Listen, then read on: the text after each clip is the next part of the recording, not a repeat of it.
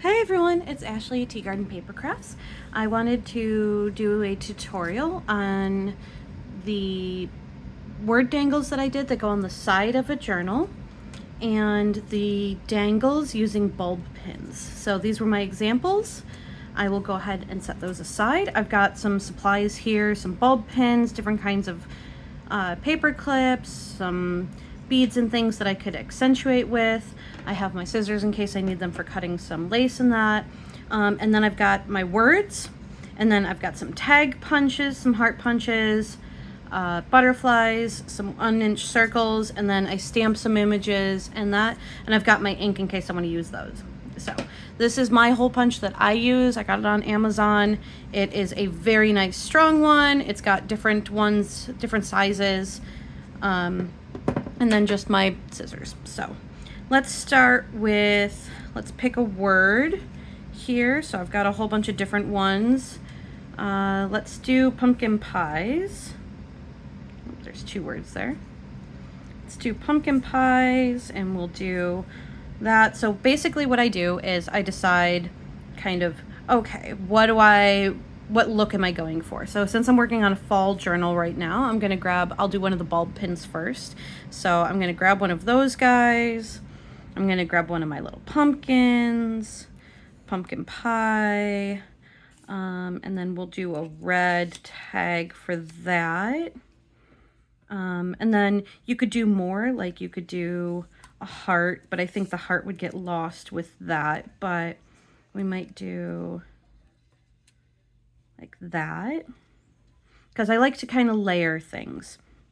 So we're always going to keep when we use the bulb pin, we want to keep the back to the outside so that when you are pinning it onto things, that's going to be on the back and it's going to hang down like that nicely. So let's do, yeah, I think that's a good start. So I'm going to grab my hole punch and I'm going to kind of decide where I want that to go. And if your hole doesn't punch out all the way like mine doesn't, just use your bulb pin. And I've already inked mine. I don't care that the backs are plain because the back is going to be to your paper. If it bothers you, it doesn't bother me, but if it bothers you, go ahead and like ink the back or print double-sided. Let's see, this one I'm going to make here. And then this one here. All right, so let's see. Let's do a couple little pearl beads on here. Ooh, I've got a little like pumpkin orange one there. And let's finish it with another pearl. So then I'm going to do my word first. Make sure it's facing forward. And then I'll do, I think, my pumpkin. No, we'll do the green first. So you always kind of want to get an idea when you're putting them together, when you layer them, that you can kind of, when they're laying flat, be able to see everything. So like that. Now down here feels a little plain, so I think I might do a little something more, like maybe hang a piece of lace down. So we'll just take this off and we'll get our lace here, and I'm just going to put it through like this, and then I'll put my tag back on and close this up, and then just kind of eyeball it there, and there we go. So that is how I put together my dangles. I'll do another one here just to kind of give you an idea, but I find it really helpful for when I'm mass making to put everything together. So let's set this one aside and we'll do another one. Let's do a gold one this time. And we'll do a green tag. And we'll do a butterfly. So I kind of put them together so that I can get an idea of like what it's going to look like here. So let's do, I've got all different kinds of things here.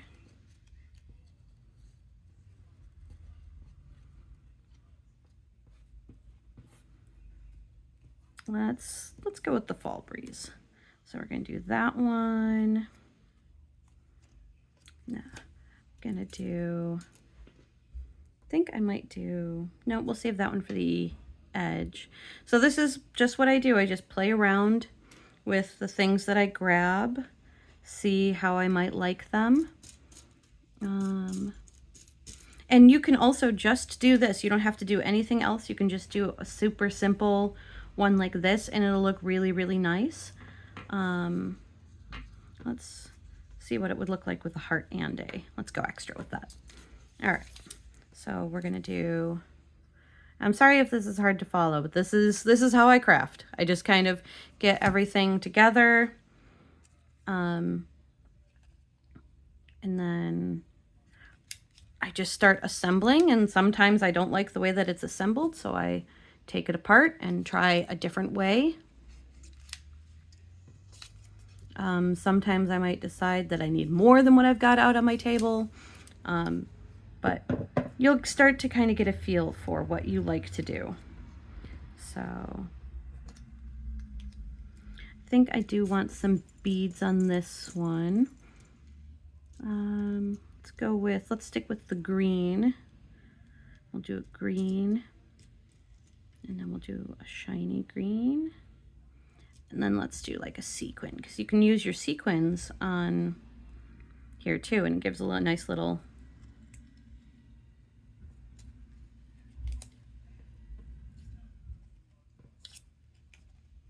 so pardon if you can hear the garbage truck outside.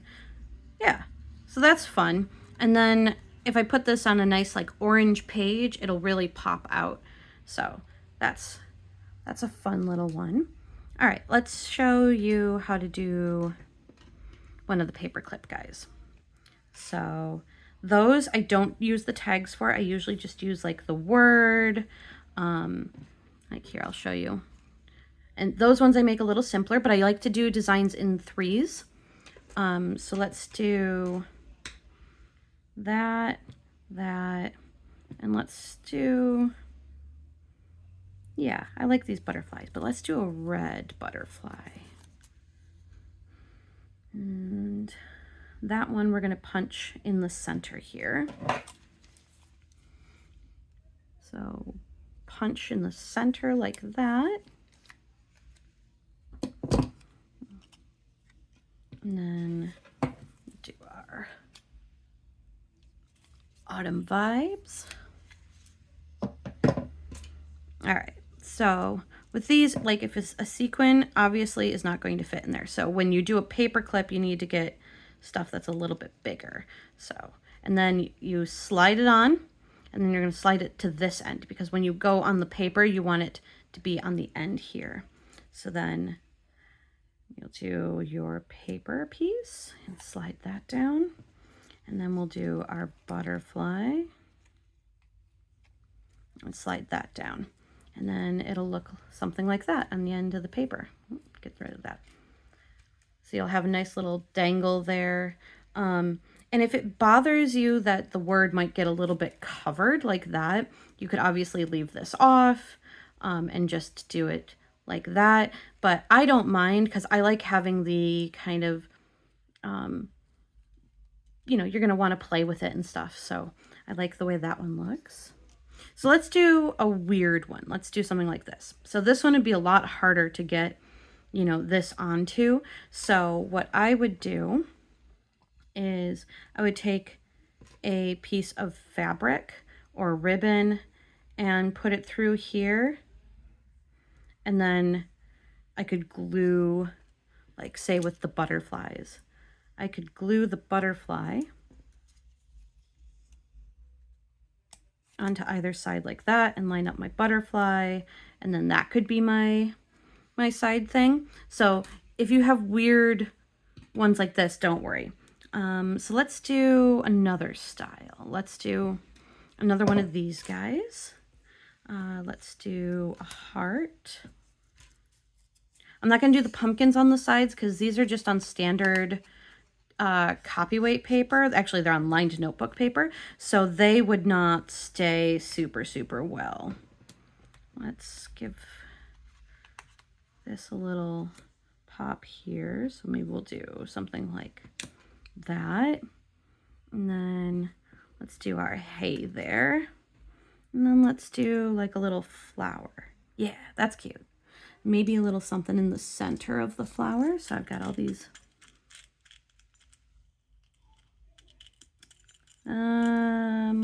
Actually, you know what? Let's do a little bell. Let's do something different. So take our bell. And it's going to be a little bit of a tighter squeeze, but we can make it work. So you're going to just slowly move it on down.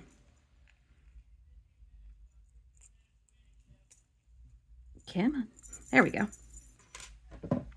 So now if you want these to be in a specific way, you could absolutely punch all of them together if your hole punch is strong enough.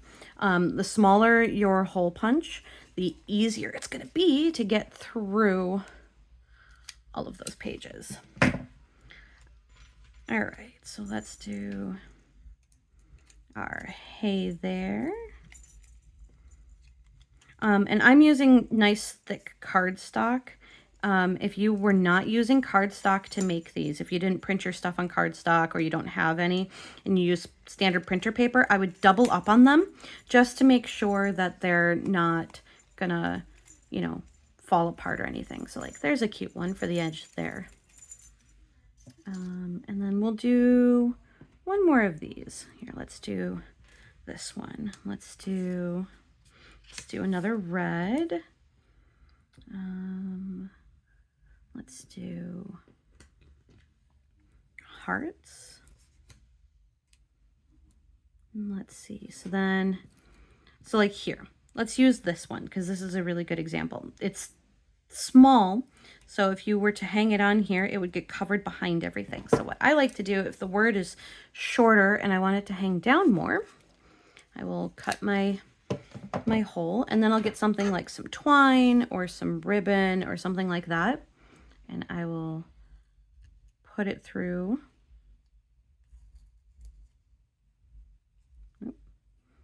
Don't mind me as I get this all kinds of.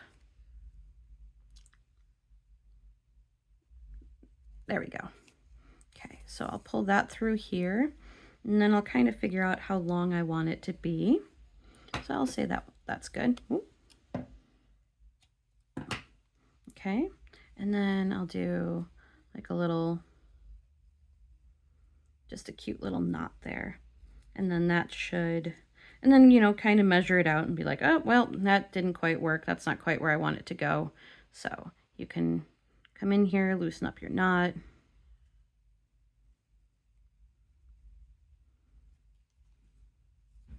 And just kind of, okay, so I want my knot to be there.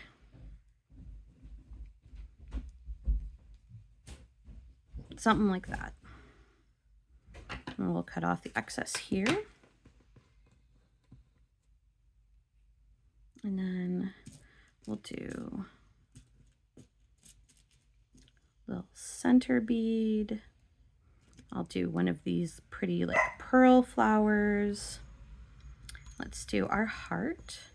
And then we'll put this through here. And then we'll punch our holes.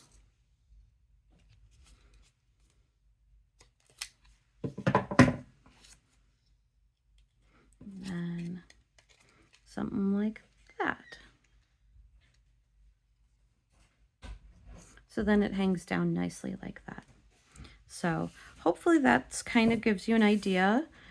So let's take a look at the ones that we were able to make. So one hanging down like that.